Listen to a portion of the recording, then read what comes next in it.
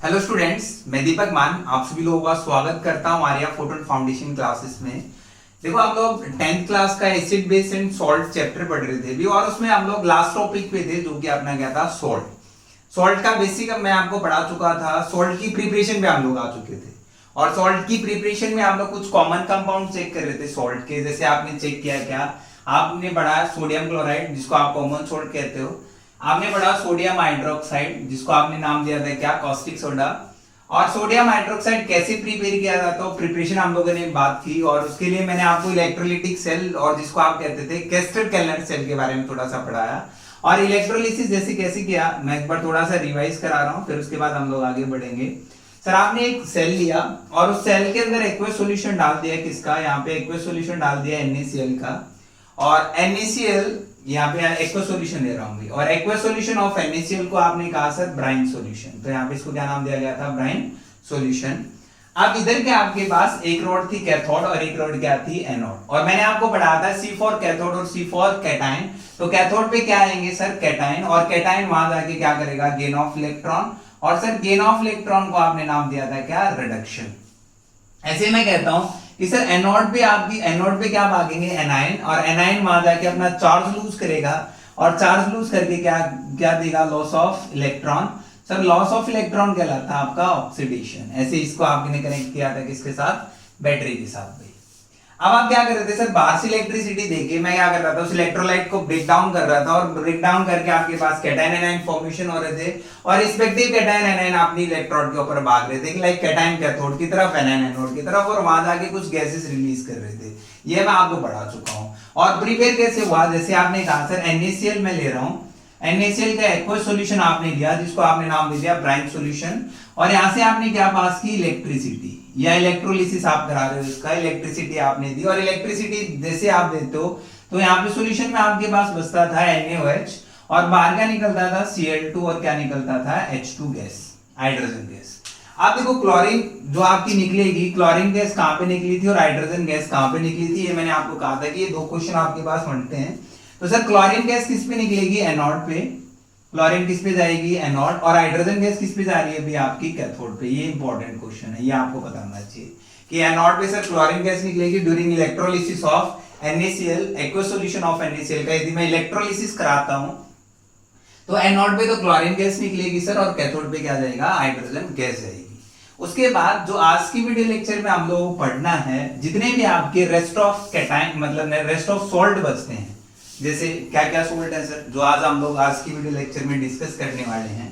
तो first salt अपने पास है NaHCO3 जिसको हम लोग कहते हैं क्या, सोडियम हाइड्रोजन कार्बोनेट, या फिर सोडियम बाइकार्बोनेट जिसको आप नाम देते हो, और जिसका कॉमन नेम क्या होता है, बेकिंग सोडा। इसका जो जैसे इसका नाम क्या है सर, इसका नाम है सोडियम हाइड्रोजन कार्बोनेट या फिर सोडियम बाइकार्बोनेट, और इसी को हम लोग कह देते हैं क्या, बेकिंग सोडा। मैं लिख देता हूं एक बार फिर से, हालांकि मैं टेबल फॉर्म में आपको स्टार्टिंग में बता चुका हूं, बट एक बार रिवाइज कर सकते हैं। जैसे इसका केमिकल नेम क्या है सर, और इसका जैसे हम लोग यूज करते हैं कॉमन नेम क्या है सर, दोनों चीज हम लोग चेक करते हैं एक बार, जल्दी जल्दी रिवीजन हो जाएगी। सर सोडियम हाइड्रोजन कार्बोनेट, इसको आप कह सकते हो क्या, सोडियम हाइड्रोजन कार्बोनेट आप बोल दो, और क्या कह सकता हूं, कॉमन नेम क्या होगा सर, इसका कॉमन नेम होगा सर बेकिंग सोडा। अब देखो, मैं आपको जितने भी सॉल्ट पढ़ाऊंगा अभी, जो आज की वीडियो लेक्चर में हम लोग डिस्कस करेंगे सॉल्ट, जितने भी सॉल्ट आज हम लोग कंप्लीट कर देंगे। बेसिकली अपना एसिड बेस एंड सॉल्ट का जो भी चैप्टर आज वो खत्म हो जाएगा, और उसके रिलेटेड जो भी क्वेश्चंस हैं सॉल्ट ओरिएंटेड अपने रहते हैं असाइनमेंट फॉर्मेट, वो असाइनमेंट फॉर्मेट में आपको प्रोवाइड करा दूंगा। सेकंड जो हम लोग पढ़ेंगे, सेकंड सॉल्ट जो अपना रहता है वो रहता है जैसे अपने पास Na2CO3 10H2O, और जिसका नाम क्या होता है सर, केमिकल नेम क्या होता है इसका केमिकल नेम होता है सोडियम कार्बोनेट। क्या नाम होता है अभी, सोडियम कार्बोनेट, और इसको कह दिया जाता है डेकाहाइड्रेट। ये मैं आपको बता चुका हूं कि डेका कब यूज करोगे, मोनो कब यूज करोगे, डाई कब यूज करते हो, बाई कब यूज करते हो, एनी कब यूज कर सकते हो। सर यदि 1 वाटर मॉलिक्यूल है तो हम लोग मोनो यूज करते हैं, 2 वाटर मॉलिक्यूल है तो उसके लिए हम लोग क्या यूज करते हैं, बाईहाइड्रेट या डाईहाइड्रेट, 3 है तो ट्राई, 4 है तो टेट्रा, 5 है तो पेंटा, 6 है तो हेक्सा, हेप्टा, ऑक्टा, ऐसे चलता है, और 10 है तो हम लोग क्या यूज कर लेते हैं, डेका। और सर इसका कॉमन नेम क्या होगा सर, इसका कॉमन नेम होता है क्या, वॉशिंग सोडा। फिर उसके बाद मैं आपको पढ़ाऊंगा थर्ड टाइप सॉल्ट। जो थर्ड टाइप सॉल्ट अपने पास आएगा, और थर्ड टाइप सॉल्ट क्या आता है सर? थर्ड टाइप सॉल्ट अपने पास आएगा CaOCl2, कैल्शियम ऑक्सीक्लोराइड जिसको हम लोग कहते हैं। इसका जो केमिकल नेम होगा वो होगा calcium oxychloride sir. Chemical name क्या होगा? Calcium oxychloride. और कैल्शियम ऑक्सीक्लोराइड और इसी को आप लोग कह देते हो क्या? ब्लीचिंग पाउडर, जो कि कॉमन नेम होता है, bleaching powder. Fourth type salt अपने पास आता है जो कि लास्ट है, जो कि हम लोग यूज करते हैं CaSO फॉर हाफ H2O, जिसका नाम क्या होगा? इसका नाम होगा कैल्शियम सल्फेट। इसको हम लोग कह देते हैं क्या? Calcium sulphate hemihydrate. क्या नाम दिया जाता है? Calcium sulphate hemihydrate. हेमी का मतलब आप वाटर मॉलिक्यूल है, और इसी को आप कह देते हो POP, मतलब प्लास्टर ऑफ पेरिस। ये चार टाइप की सॉल्ट, इनकी प्रिपरेशन, इनकी प्रॉपर्टीज,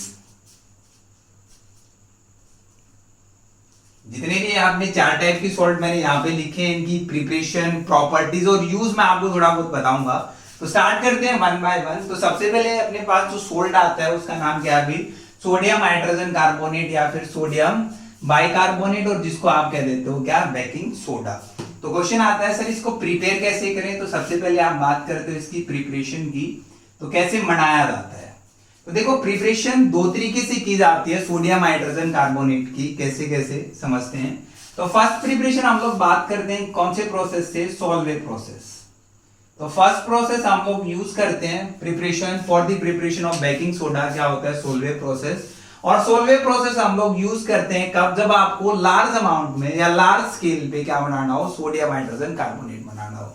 तो यहाँ पे कैसे होता है देखो समझते हैं कैसे प्रिपेयर किया जाता है। देखो अपने पास NaCl है, और NaCl और वाटर के सॉल्यूशन को आपने नाम दिया था sir brine solution, right? Ammonia sodium chloride और उसके अंदर वाटर है, तो सोडियम क्लोराइड एंड वाटर के मिक्सचर को आप नाम दे रहे थे क्या? Brine solution. और इसी के अंदर यदि मैं अमोनिया और डाल दूं, क्या डाल दूं भाई? अमोनिया, तो इसको मैं नाम दे दूंगा क्या? Ammoniacal brine. क्या नाम दिया जाता है अभी? Ammoniacal brine. ये आपके पास क्या फॉर्मेशन हो गया यहाँ पे? Ammoniacal Bryan.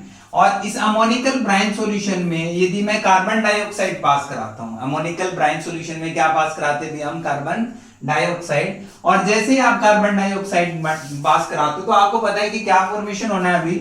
Sodium hydrogen carbonate बन गया। अब देखो सोडियम हाइड्रोजन कार्बोनेट बना के बचा क्या? वो आपको दिखना है कि सर Na यूज हो गया, कार्बन यूज होगी, ऑक्सीजन तीन यूज हो गई, एक हाइड्रोजन यूज हो गया, तो बचा क्या? एक हाइड्रोजन इधर बचा, एक Cl इधर बची, और NH3 एज इट इज बचा। तो मैं उनको कंबाइन करके लिख रहा हूं। देखो ये चीजें हम लोग याद रखने के लिए कर रहे हैं। तो यहाँ पे क्या फॉर्मेशन होगा सर? NH4 हो गया, और एक क्या निकल गया आपके पास? क्लोरीन, और कंबाइन हो गया क्या? NH4Cl, जिसको हम लोग कह देते हैं क्या? Ammonium chloride. क्या फॉर्मेशन हुआ अभी? Ammonium chloride. और ये आपका क्या है? Sodium hydrogen carbonate. ऐसे अपने पास फॉर्मेशन हो गया अभी। अब उसके बाद देखो जैसे ही आपने ये बनाया सर, ये तो चलो ठीक है आपने लार्ज स्केल पे फॉर्मेशन किया, बट कई बार क्वेश्चन आता है कि जैसे आपको पता होना चाहिए कि सोलवे प्रोसेस किस सॉल्ट को बनाने के लिए यूज किया जाता है। ये भी अपने आप में क्वेश्चन है। तो आप क्वेश्चन आ गया कि सोलवे प्रोसेस किस चीज के लिए यूज किया जाता है? अभी for the preparation of sodium hydrogen carbonate. Second process क्या होता है सर? सेकंड प्रोसेस जो इसमें हम लोग यूज करते हैं लेबोरेटरी के अंदर, लैब में यदि मान लो मुझे सोडियम हाइड्रोजन कार्बोनेट बनाना है, लार्ज स्केल पे नहीं बनाना चाहता सर, लेबोरेटरी में हम लोग सिंथेसाइज करना चाहते हैं, तो कैसे सिंथेसाइज किया जाता है? देखो आपके पास क्या होता है? सोडियम कार्बोनेट होता है। अभी क्या होता है? Sodium carbonate. और सोडियम कार्बोनेट को वाटर में मिक्स कर दो तो आपके पास एक सॉल्यूशन बन गया, सही है? जैसे मैंने क्या लिया? एक बीकर लिया, थोड़ा सा समझना, और उसके अंदर मैंने क्या डाल दिया? एक सोडियम कार्बोनेट डाल दिया, सोडियम कार्बोनेट सोल्ट डाल दिया, और ऊपर से मैं क्या मिला रहा हूं? वाटर मिला रहा हूं। तो यहाँ पे क्या मिल गया आपके पास? Aqueous Na2CO3, aqueous solution of sodium carbonate आपके पास आया। फिर ऊपर से आप क्या पास कराते हो? इससे कार्बन डाइऑक्साइड पास करा देता हूं। क्या पास कराएगी? Carbon dioxide. तो कार्बन डाइऑक्साइड जैसे ही आप पास कराते हो, तो कार्बन डाइऑक्साइड पास कराने पे यहाँ आपके पास कंपाउंड फॉर्मेशन होता है NaHCO3, जिसको हम लोग कह देते हैं सोडियम हाइड्रोजन कार्बोनेट। क्या नाम दे दिया जाता है अभी? Sodium hydrogen carbonate. अब देखो सोडियम हाइड्रोजन कार्बोनेट को दो तरीके से बनाया गया। यदि आपको लार्ज स्केल पे बनाना है तो सॉल्वे प्रोसेस यूज कर लो सर, अमोनिकल ब्राइन से कार्बन डाइऑक्साइड पास करो तो आपके पास सोडियम कार्बोनेट और अमोनिकल क्लोराइड फॉर्मेशन होगा। और लेबोरेटरी में कैसे बनाते हैं सर, आपने किसका सॉल्यूशन बनाया, सोडियम कार्बोनेट का सॉल्यूशन बनाया और उससे क्या पास करा दी, कार्बन डाइऑक्साइड पास करा दी। जैसे कार्बन डाइऑक्साइड पास करोगे तो क्या फॉर्मेशन होगा, सोडियम हाइड्रोजन कार्बोनेट फॉर्मेशन होगा। तो ऐसे तो आपने क्या कर लिया भाई, प्रिपेयर कर लिया किसको, सोडियम हाइड्रोजन कार्बोनेट को। अब उसके बाद जो सोडियम हाइड्रोजन कार्बोनेट आपने बनाया है, उस सोडियम हाइड्रोजन कार्बोनेट की हम लोग प्रॉपर्टी चेक करते हैं, तभी तो आप उसको यूज कर सकते हो मेडिकल पर्पस, बाकी पर्पस के लिए। तो उसके बाद हम लोग बात करते हैं इसकी प्रॉपर्टीज। प्रॉपर्टीज क्या क्या है। तो सबसे पहली बात जो आपने यूज किया सोडियम हाइड्रोजन कार्बोनेट, जो प्रिपेयर किया है, सॉरी नॉट यूज किया है, तो ये आप लोग कैसा नेचर होता है सर, इसका नेचर होता है बेसिक नेचर। कैसा नेचर होता है अभी, बेसिक नेचर होता है। और आपको ये भी पता है कि बेस रिएक्ट कर सकता है सॉल्ट के साथ। और मैंने आपको पढ़ाया था कि कोई भी कार्बोनेट है सर, बाइकार्बोनेट है, जब मैंने आपको chemical properties of acid and base पढ़ाया तो वहां मैंने आपको पढ़ाया था कि metal carbonate react with acid to form salt plus H2O plus CO2। तो आपने ऐसे पढ़ा था कि कोई भी मेटल कार्बोनेट है, रिमाइंड कर रहे हैं अभी हम लोग, मेटल कार्बोनेट है सर, और मेटल बाइकार्बोनेट है सर। मैंने कहा कि मेटल कार्बोनेट है या फिर क्या है, मेटल बाइकार्बोनेट है, और उसके अंदर मैं क्या डाल देता था, एसिड डाल देता था। तो क्या देता था सर, वो देता था salt plus CO2 plus H2O। यहां से कार्बन डाइऑक्साइड की ब्रिस्क एफ्लुएंसेस निकलती हैं। ब्रिस्क एफ्लुएंसेस का मतलब मैंने आपको एक्टिविटी से भी समझाया था कि जो छोटे छोटे ऐसे ऐसे आपको बबल्स निकलते हुए दिखेंगे, और उसी को आप कह देते हो ब्रिस्क एफ्लुएंसेस। वो किसकी वजह से आती हैं, due to evaluation of carbon dioxide. Carbon dioxide बाहर निकल रही होती है। अब देखो सेम आपके पास क्या है कि आपके पास है कार्बोनेट भी, और कार्बोनेट कौन सा है, हाइड्रोजन कार्बोनेट। तो यहां पे मैं कहता हूं कि sodium hydrogen carbonate react with acid, react with acid, acid like HCl ले लो, H2SO4 ले लो सर, हाइड्रोजन क्लोराइड ले लो, या फिर सल्फ्यूरिक एसिड ले लो, तो क्या फॉर्मेशन करेगा। और आपको ये भी पता है कि जो मेटल कार्बोनेट एंड एसिड की रिएक्शन जो आप लोग पढ़ते थे, वो kind of double displacement reaction होती थी। कौन सी रिएक्शन होती थी भी, डबल डिस्प्लेसमेंट रिएक्शन। और डबल डिस्प्लेसमेंट में क्या होता था कि दो बार एक्सचेंज हो रहा होता था सर। कैसे, देखो मैं इसको ब्रेक डाउन करता हूं और फिर हम लोग सीधा आप लोग समराइज कर दोगे कैसे। देखो सर, सॉल्ट का फर्स्ट पार्ट क्या होता है सर, कैटाइन, सेकंड पार्ट क्या होता है, एनाइन। फर्स्ट पार्ट क्या अपने पास, कैटाइन, सेकंड पार्ट क्या है, एनाइन। यहाँ पे भी फर्स्ट पार्ट क्या होगा सर, कैटाइन, और सेकंड पार्ट क्या होगा, एनाइन। इसका फर्स्ट पार्ट मतलब इसका कैटाइन इसके एनाइन के साथ क्या कर सकता है, कंबाइन, और कंबाइन करके क्या दे सकता है सर, NaCl।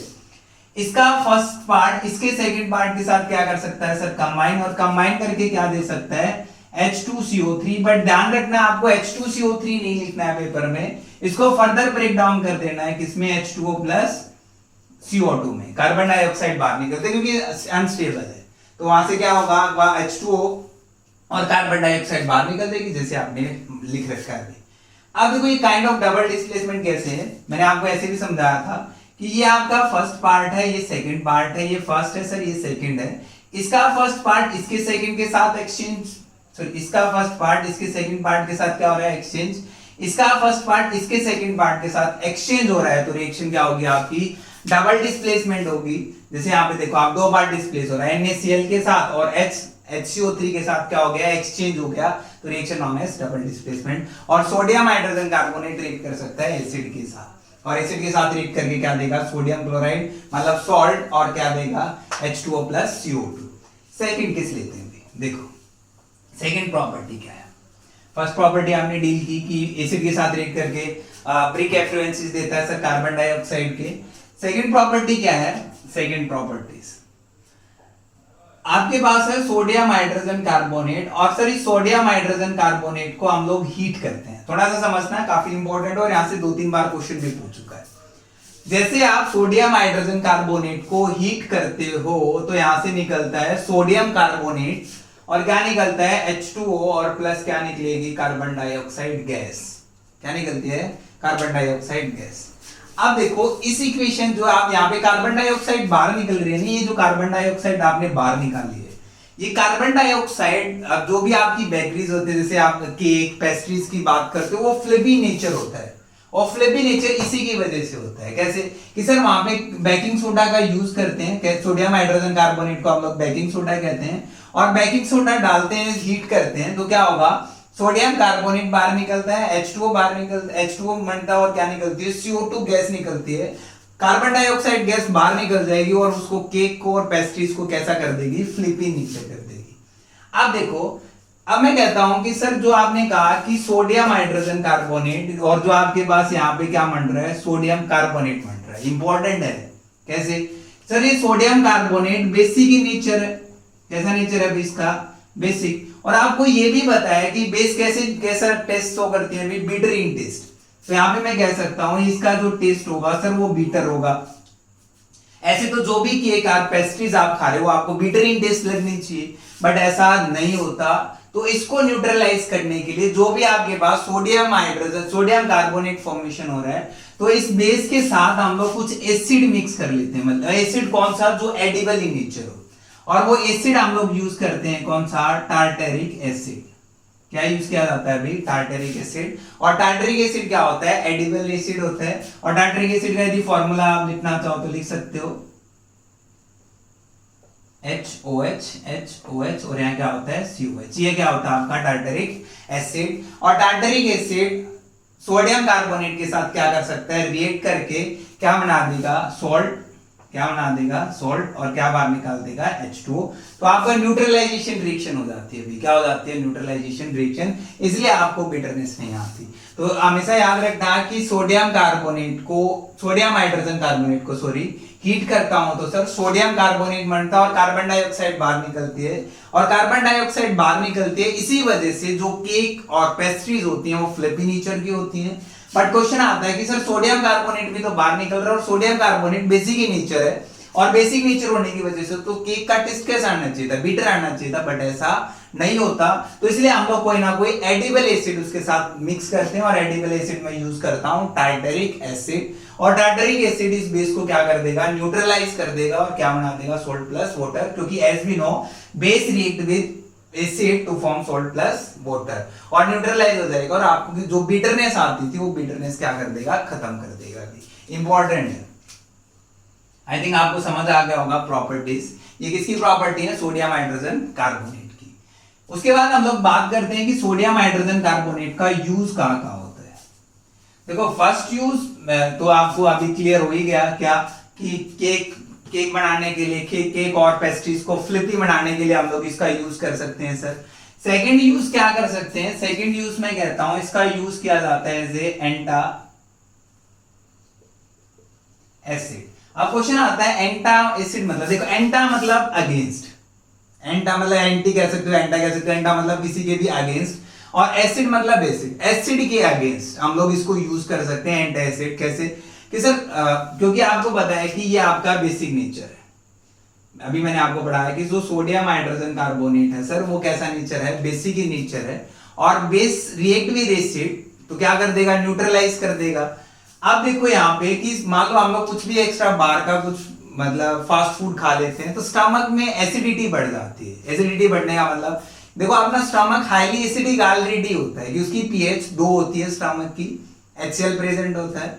अब दो पीएच होने के बाद मतलब हाईली एसिडिक कंडीशन है, और एसिडिटी बढ़ गई, मैं कहता हूं और ज्यादा एसिड बढ़ गया स्टमक के अंदर, मतलब पीएच वैल्यू और ज्यादा कम हो गई, तो उस एसिड को कम करने के लिए हम लोग देते हैं क्या, एंटा एसिड्स। और उस एंटा एसिड्स में हम लोग यूज कर सकते हैं क्या, सोडियम हाइड्रोजन कार्बोनेट, क्योंकि आपको न्यूट्रलाइज करना है।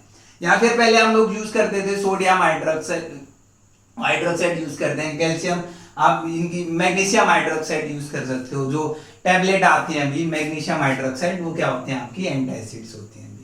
उसके बाद सेकंड यूज क्या, थर्ड यूज क्या है सर, इसको हम लोग यूज कर सकते हैं एज ए फायर एक्सटिंग्विशर, मतलब आग लगी हो तो उस आग को बुझाने के लिए हम लोग इसका यूज कर सकते हैं, सोडियम हाइड्रोजन कार्बोनेट का यूज कर सकते हैं। और कहाँ यूज कर सकता हूँ, अच्छा देखो मान लो आपको कहीं से भी कटवट लग गया और घर पे कुछ भी, जैसे ना तो आपके पास डेटोल है ना आपके पास सेवलोन है, बट आपको ये पता है कि sodium hydrogen carbonate baking soda कर रखा है, तो उसका मैं यूज कर सकता हूं एज ए एंटीसेप्टिक। एक टर्म आती है यहाँ पे एंटीसेप्टिक, और एंटीसेप्टिक का मतलब क्या हो सकता है? देखो एक होती है टर्म एनाल्जेसिक, एक होती है एंटीसेप्टिक और एक टर्म आती है डिसइंफेक्टेंट। तीन टर्म आते हैं, तीनों टर्म आपको बताता हूं।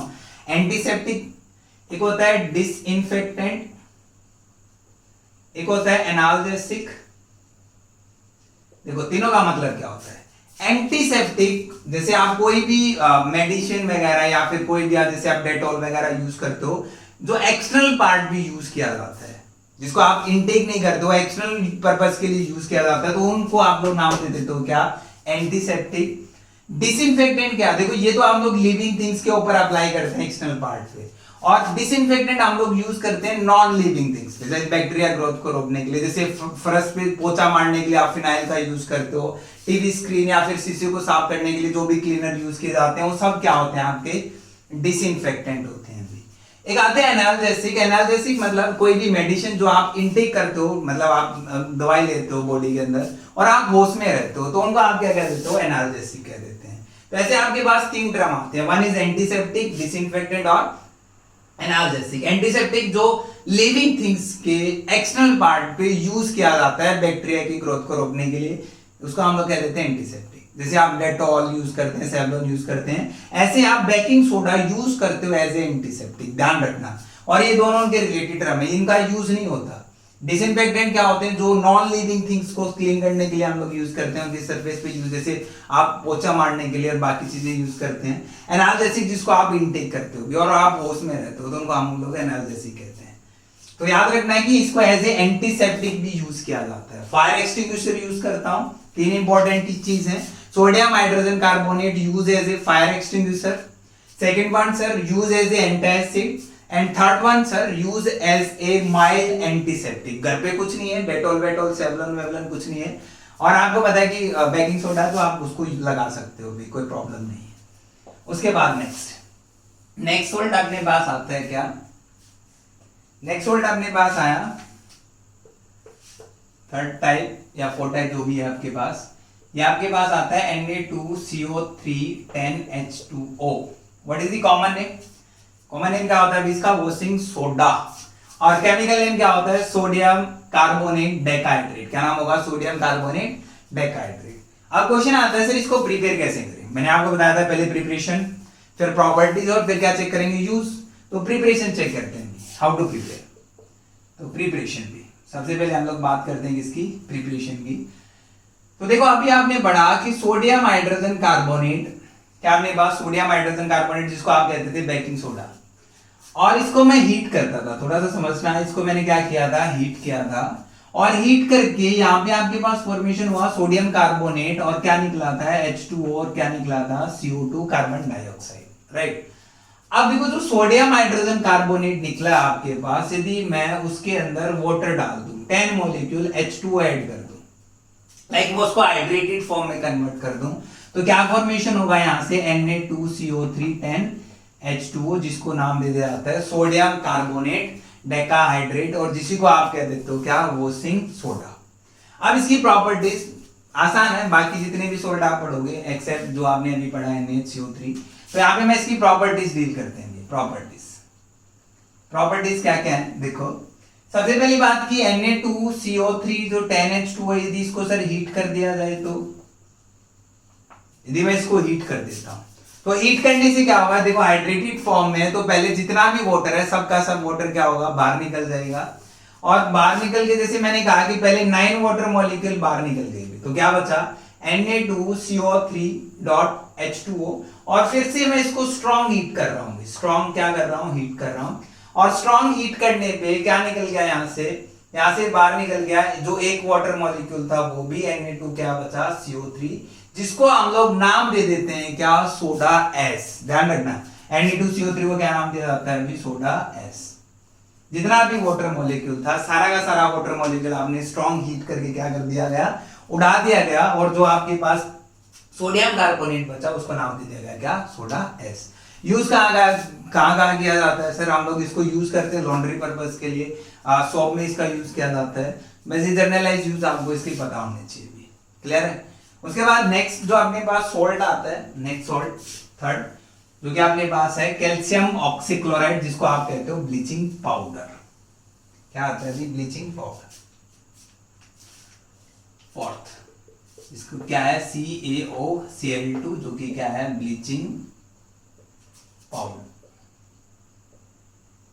ब्लीचिंग पाउडर, और ब्लीचिंग पाउडर कैसे बनाया जाता है समझते हैं। सबसे पहले प्रिपरेशन इंपॉर्टेंट है, ब्लीचिंग पाउडर भी काफी क्वेश्चन पूछता है ब्लीचिंग पाउडर से, या फिर कैल्शियम ऑक्सीक्लोराइड आप केमिकल नेम याद रखो।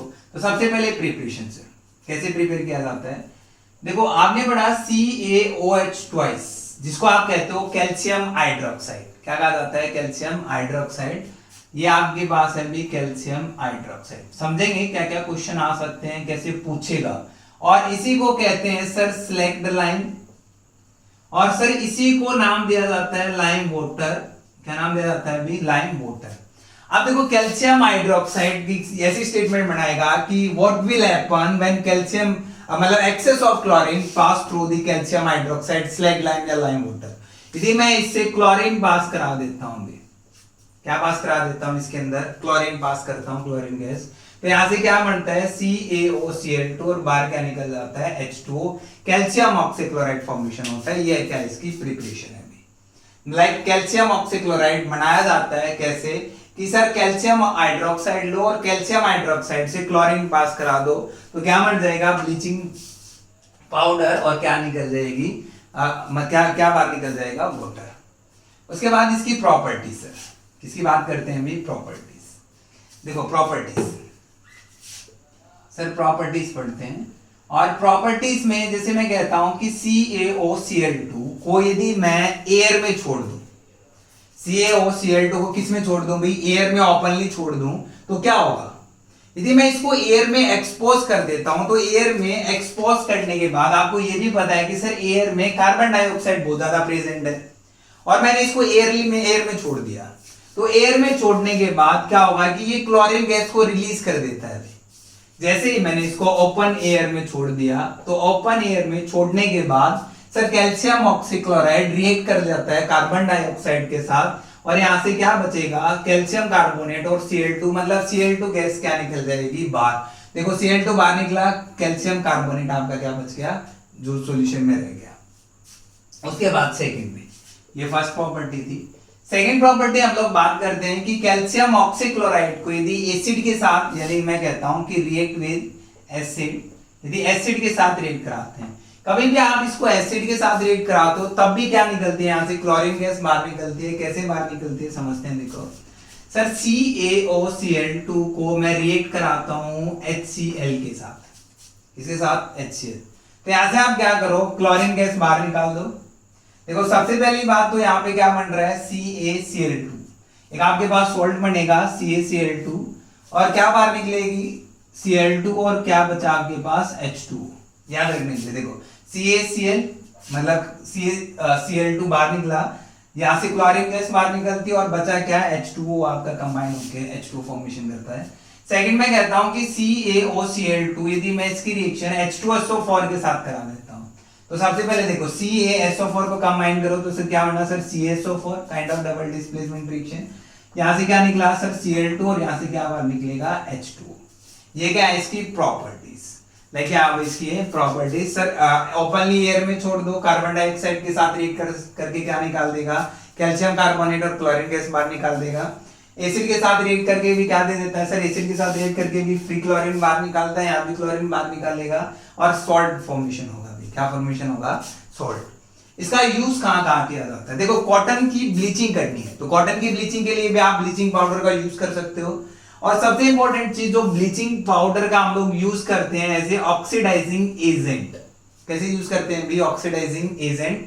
ऑक्सीडाइजिंग एजेंट यूज करते हैं लेबोरेटरी के अंदर। एक अच्छा ऑक्सीडाइजिंग एजेंट है। ऑक्सीडाइजिंग एजेंट क्या होता है? जो खुद का तो क्या कराता है? रिडक्शन कराता है, और दूसरे का क्या करा देता है? ऑक्सीडेशन करा देता है। तो इसलिए हम लोग इसको किसकी तरह यूज करते हैं? As a oxidising agent. और ब्लीच करने के लिए, जैसे कॉटन को ब्लीच करना है, तो उसके लिए हम as a bleaching powder use कर सकते हैं। उसके बाद अपने पास लास्ट सोल्ट है। लास्ट सोल्ट अपने पास आता है अभी क्या? Plaster of Paris. Last salt आता है अपने पास CaSO4 हाफ H2O। इसका नाम क्या है अभी? प्लास्टर ऑफ पेरिस, POP, जिसको हम लोग क्या कहते हैं? POP। और केमिकल नेम क्या होगा सर? Calcium sulphate anhydride. क्या नाम होगा? Calcium sulphate hemihydrate. अब सर जो आपने पीओपी देखो, अलग अलग आपने पीओपी देखी होगी घर की, जो वॉल के ऊपर हम लोग लगाते हैं कराते हैं, वो भी क्या होती है आपकी पीओपी होती है। मतलब हड्डी वड्डी टूट जाए तो हड्डी को जो डॉक्टर प्लास्टर कराता है वो भी क्या होता है आपका पीओपी होता है। तो ये सब जैसे इसको प्रिपेयर कैसे करते हैं, सबसे पहली बात आती है प्रिपेयर करते हैं सर, वो सारा यूज का पार्ट आता है। तो प्रिपरेशन भी देखो CaSO4 2H2O, क्या अपने पास CaSO4 2H2O, और CaSO4 2H2O को हम लोग नाम देते हैं क्या, जिप्सम। क्या नाम दिया जाता है अभी, जिप्सम। और इस जिप्सम को सर यदि हम हीट कर दें कितने पे, 373 केल्विन और 100 डिग्री सेंटीग्रेड पे मैं इसको हीट कर देता हूं। क्या कर देता हूं भाई, हीट। जैसे आप इतने टेम्परेचर पे इसको हीट करते हो तो यहां से क्या फॉर्मेशन होगा, CaSO4 हाफ H2O, जो कि आपका क्या बन गया, POP, और बाहर क्या निकलेगा 1.5 वाटर मॉलिक्यूल। क्या निकलता है 1.5 वाटर मॉलिक्यूल। कब, जब मैं उसको जिप्सम को हीट करता हूं 373 केल्विन पे। अच्छा सर इसको यदि मैं फर्दर स्ट्रॉन्ग हीट कर दूं, यदि मैं इसको क्या करता हूं स्ट्रॉन्ग हीट करा देता हूं, तो कुछ हो सकता है सर। यदि आप इसको स्ट्रॉन्ग हीट कराते हो, जो भी आप वाटर मॉलिक्यूल है वो भी बाहर निकल जाता है और आपके पास बचता है क्या, डेड बर्न्ड प्लास्टर। क्या बचता है, डेड बर्न्ड प्लास्टर, इसको क्या देते हैं हम लोग, डेड बर्न्ड प्लास्टर। क्लियर है, ये क्या आपकी प्रिपरेशन ऑफ पीओपी। प्रॉपर्टीज क्या है सर इसकी, विधि में प्रॉपर्टीज बात करूं, बहुत आसान है, प्लास्टर ऑफ पेरिस। देखो कैसे प्रॉपर्टीज कैसे, अब मैं कहता हूं कि यदि सर पीओपी में यदि वाटर डालता हूं तो कुछ होगा क्या, चेक करते हैं। यदि प्रॉपर्टीज में आपने कहा कि सर CaSO4 हाफ H2, ये आपका क्या है, प्लास्टर ऑफ पेरिस। यदि मैं ये वाटर के कांटेक्ट में आ जाता है, ये आपकी स्टेटमेंट आती है कि क्या होगा, प्लास्टर ऑफ पेरिस को वाटर के साथ रिएक्ट करा दिया जाए या वाटर के साथ कंबाइन हो जाएगा। तो प्लास्टर ऑफ पेरिस वाटर के साथ कंबाइन करके क्या फॉर्मेशन कर लेता है, जिप्सम। क्या बना लेता है भी, जिप्सम। क्लियर है, ये क्या है इसकी प्रॉपर्टीज। यूज कहाँ होते हैं, बॉन्ड फ्रैक्चर हो जाए तो उस बॉन्ड फ्रैक्चर को मतलब जो प्लास्टर किया जाता है तो किसका होता है, पीओपी का होता है। ऑर्नामेंटल के लिए यूज करते हैं, जैसे अलग अलग आप स्टैचू बनाने के लिए भी हम इसका यूज कर सकते हैं, भी प्लास्टर ऑफ पेरिस का यूज करते हैं। ये सब इसके यूजेस हैं, वो आप देख लोगे भी। ये आपने क्या थे, सॉल्ट थे, अलग अलग टाइप के आपने सॉल्ट देखे, sodium chloride, sodium hydroxide, sodium carbon, sodium hydrogen carbonate, sodium carbonate decahydrate, और उसके बाद आपने बढ़ा क्या, कैल्शियम ऑक्सीक्लोराइड, और लास्ट सॉल्ट आप देख रहे थे क्या, कैल्शियम सल्फेट एमिहाइड्रेट। ये जितने भी सॉल्ट यूज आते हैं आपके सिलेबस में वो मैं आपको सब पढ़ा चुका हूं। अब देखो, अच्छा देखो इसके रिलेटेड जो भी क्वेश्चंस हैं वो क्वेश्चंस का असाइनमेंट फॉर्मेट मैं आपको प्रोवाइड करा दूंगा, और फिर उसके बाद हम लोग उसको डिस्कस कर लेंगे। 15-20 जो भी क्वेश्चन बनते हैं, क्या क्या स्टेटमेंट वो दे सकता है सर, किस लेवल के क्वेश्चन पूछ सकता है, रिलेटेड NTSC, रिलेटेड CBSE, वो सब हम लोग डिस्कस करेंगे। अब देखो यहाँ पे एक ड्रम आती है वाटर ऑफ क्रिस्टलाइजेशन। जैसे बहुत बार कंफ्यूज हो जाते हैं स्टूडेंट, वाटर ऑफ क्रिस्टलाइजेशन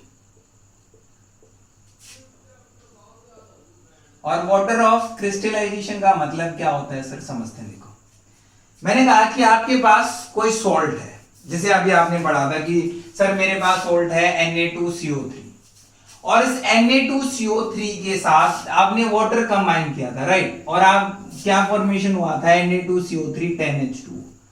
अब ये सॉल्ट आपका हाइड्रेटेड फॉर्म में है, कैसा है अभी, हाइड्रेटेड सॉल्ट। इसको मैं नाम देता हूं क्या, hydrated salt of sodium carbonate. कि सोडियम कार्बोनेट में वाटर के क्रिस्टल भी सराउंड हो गए सर, इसलिए हम लोग उसको कह देते हैं वाटर ऑफ क्रिस्टलाइजेशन।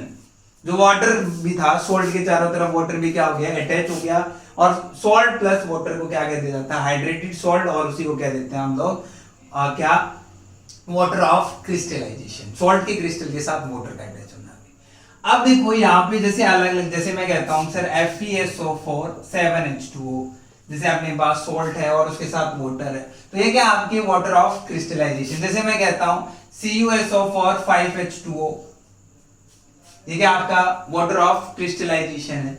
अब मैं क्या करता हूं, इनको हीट करता हूं, समझना थोड़ा सा। यदि मैं इनको क्या करता हूं, हीट करता हूं, तो हीट करने के बाद FeSO4 प्लस क्या निकल जाएगा, 7H2O, यहाँ पे क्या निकलेगा, CSO4 प्लस 5H2O।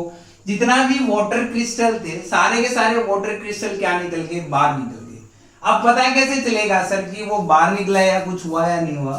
देखो स्टार्टिंग में मान लो इसका कलर, जैसे इसका कलर कैसा होता है, ब्लू कलर है मान लो, और इसका कलर कैसा आता है, ग्रीन कलर है।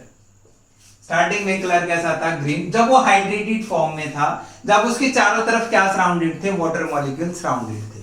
बट जैसे ही सर वाटर निकल गया बाहर, तो उसका कलर कैसा आया, उसका कलर आया कलरलेस। कलर कैसा आया सर, कलरलेस। मतलब वो ब्लू कलर से किस में चेंज हो गया, कलरलेस में चेंज हो गया। ग्रीन कलर से किस में चेंज हो गया सर, कलरलेस में चेंज हो गया। तो आपको कुछ ऑब्जर्व हुआ, जितना भी वाटर था वो वाटर उठ गया।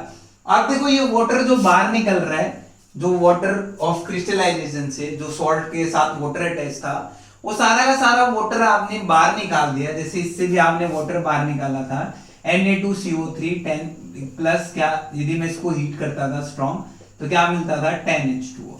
तो उसके लिए हम लोग एक टर्म यूज करते हैं जिसको नाम दिया जाता है एफ्लोरेसेंस। क्या नाम दिया जाता है अभी, एफ्लोरेसेंस। ध्यान रखना, एक बार 1 नंबर में पूछा गया है। एफ्लोरेसेंस का मतलब क्या है कि जो भी वाटर ऑफ क्रिस्टलाइजेशन है, हीट करके उस वाटर ऑफ क्रिस्टलाइजेशन को हटा दिया जाता है, और इसी जो वाटर मॉलिक्यूल को हटाने के प्रोसेस को क्या नाम दे दिया जाता है, एफ्लोरेसेंस। क्या नाम दिया जाता है अभी, एफ्लोरेसेंस। एक होता है एफ्लोरेंसिस, ध्यान रखना है, एक होता है एफ्लोरेंसिस, एक होता है एफ्लोरेसेंस। एफ्लोरेसेंस जो भी वाटर मॉलिक्यूल है उसको बाहर निकालना। एफ्लोरेंसिस मतलब small bubbles of carbon dioxide जो बाहर निकलते हैं, बिग एफ्लोरेंसिस, उसको हम लोग कह देते हैं। और जो वाटर मॉलिक्यूल बाहर निकलता है उसको कह दिया जाता है एफ्लोरेसेंस। ये अपना चैप्टर था अभी एसिड, बेस एंड सॉल्ट, जो कि मैं आज हम लोग फिनिश कर चुके हैं। यदि आपको कोई भी प्रॉब्लम आती है तो आप पूछ सकते हो भी। बाकी जो इसके रिलेटेड क्वेश्चंस है वो मैं आपको असाइनमेंट फॉर्मेट में प्रोवाइड करा दूंगा, और फिर उसको हम लोग डिस्कस करते हैं। फिर भी कोई प्रॉब्लम रहती है तो एक डाउट क्लास ले लेते हैं। तो आज के लिए इतना ही, थैंक यू।